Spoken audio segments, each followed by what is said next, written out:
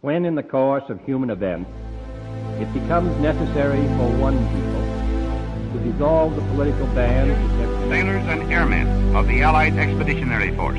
Well, I think it's time we ask ourselves if we still know the freedoms that were intended for us by the founding fathers. Not one small step for man. Those three hallowed words reverently dictate what you ought to be, what you can be, what you will be. We pledge to each other our lives, our fortunes, and our sacred honor.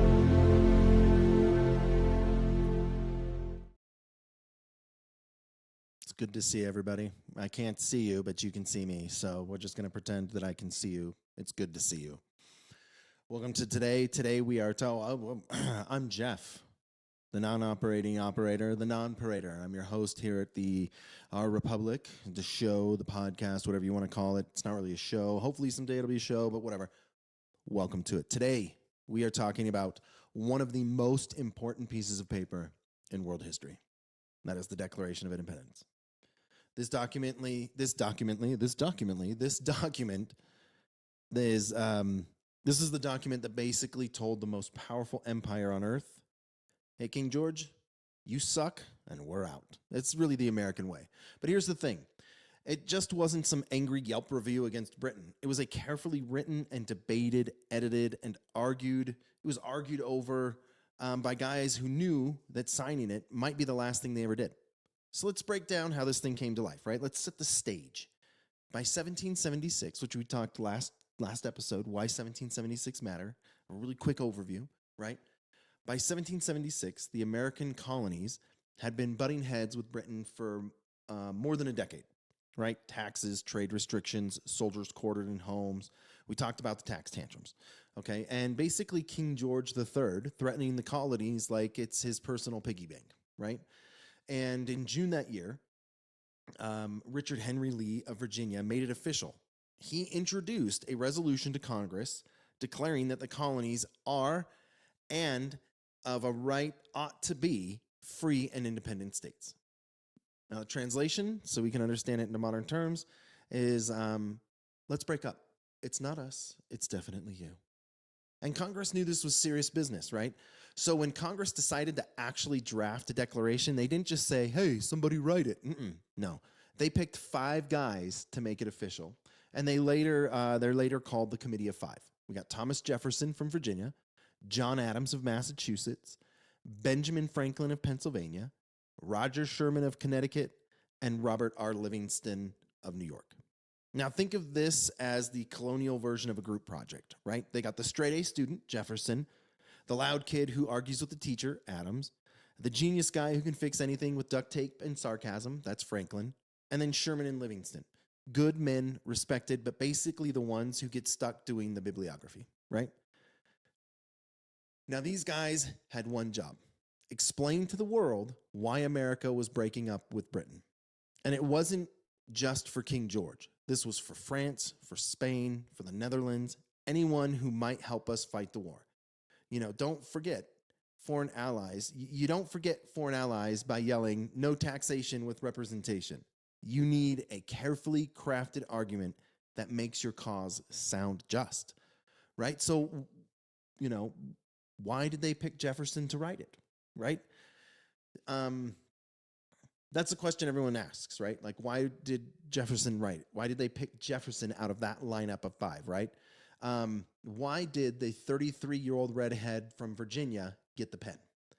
And John Adams explained it later, and this is what he said. He was a Virginian. Back then, Virginia was the biggest, most influential colony. And if you want the South on board, you put Virginians in the driving seat. Okay? He was popular. Jefferson wasn't exactly Mr. Charisma, but people liked him more than they liked Adams, who was very abrasive. And he could write. You know, he could just flat out write. Adams admitted to himself Jefferson's writing was smoother, sharper, way more persuasive, right? Adams said, Jefferson, you can write 10 times better than I can. So Jefferson got the job, and he delivered. Jefferson's first draft, again, we're going to go into a little bit more deep than do it in the next episode.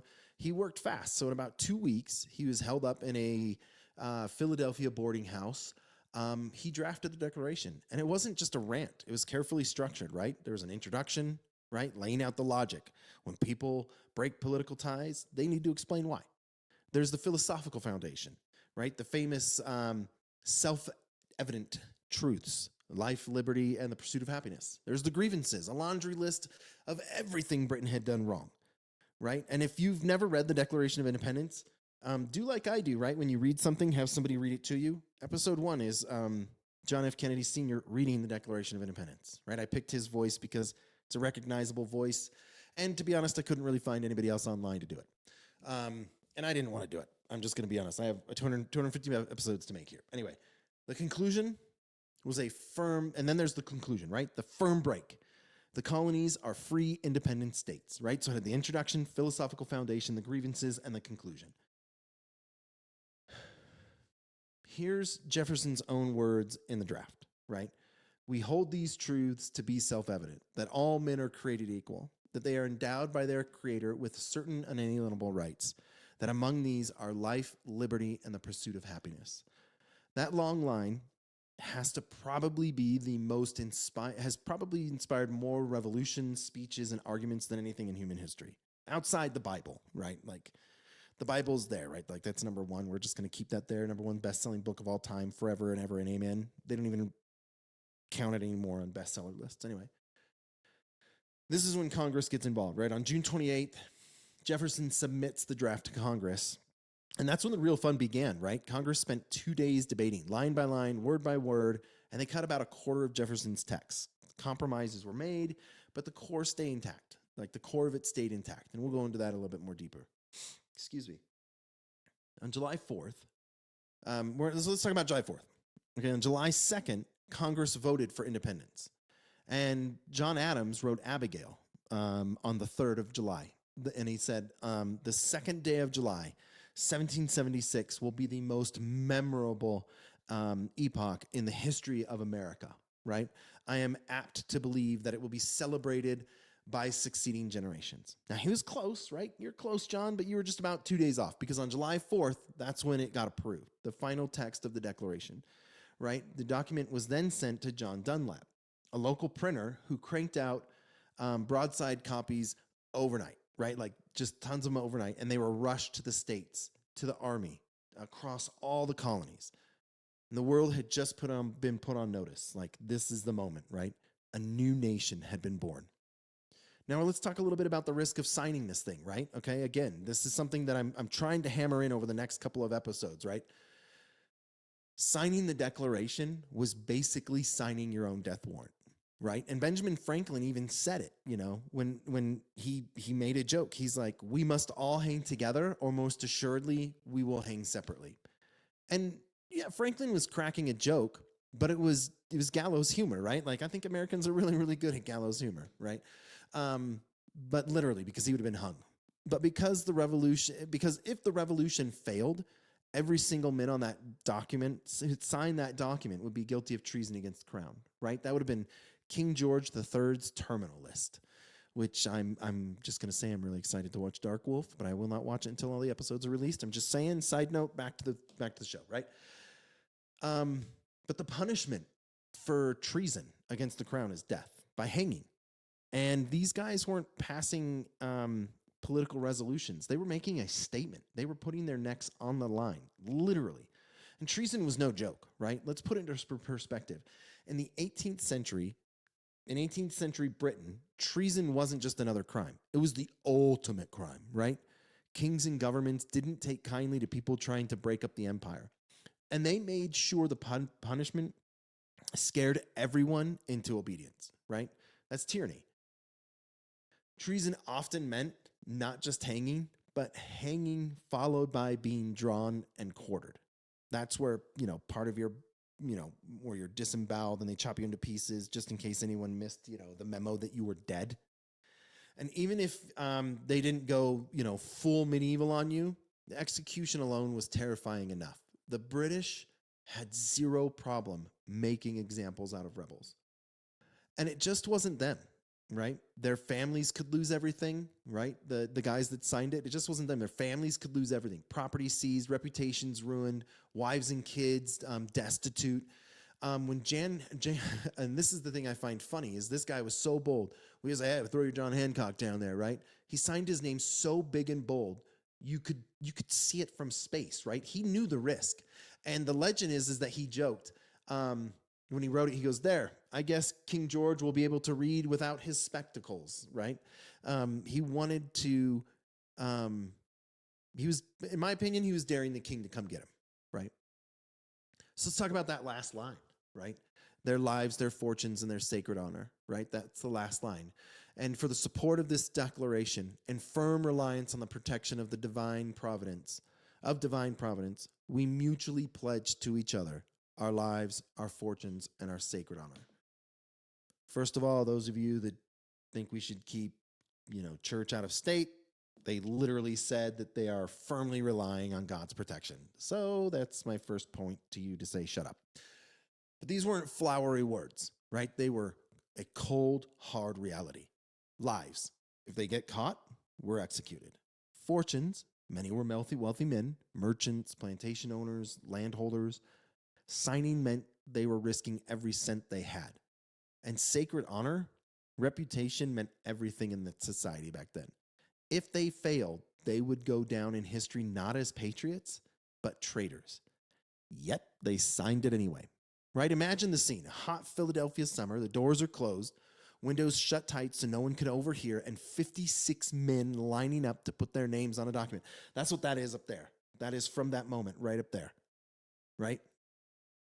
And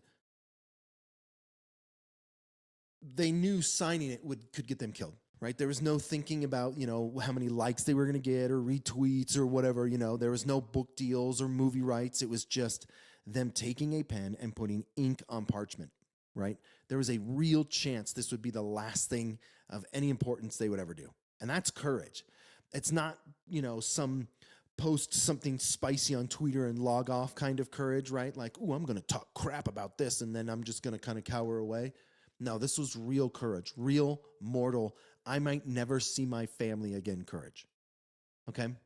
So that's the story. That's just a brief overview of the story of the Declaration, of how it was written, drafted by Jefferson, polished by Franklin and Adams, debated by Congress, and signed by men who were willing to risk everything. And it wasn't perfect. It had compromises, right? But it planted the seeds of a nation, right, built on the radical idea that people had God-given rights, and government existed to protect them, not to hand them out like coupons. And without it, there is no America. With it, the world got a blueprint, right? A blueprint for freedom that is still shaking thrones and dictators to this day, right? This is the story of how we got here, told by people who were just as messy, flawed, and as stubborn as us. And that's the Declaration. We're going to go into depth a little bit more about this as well. We're going to talk a little bit about the phrases. First, we're going to talk about the draft, what was cut and why. We're going to talk about the key phrases, and then we're going to talk about the signers. And and then we're going to go into some of the other things that happen as well. But anyway, that's it. Thanks for listening today. I really appreciate it. And remember, history isn't boring if you're patriotistic. Okay? Remember that. All right. I'll see you next time.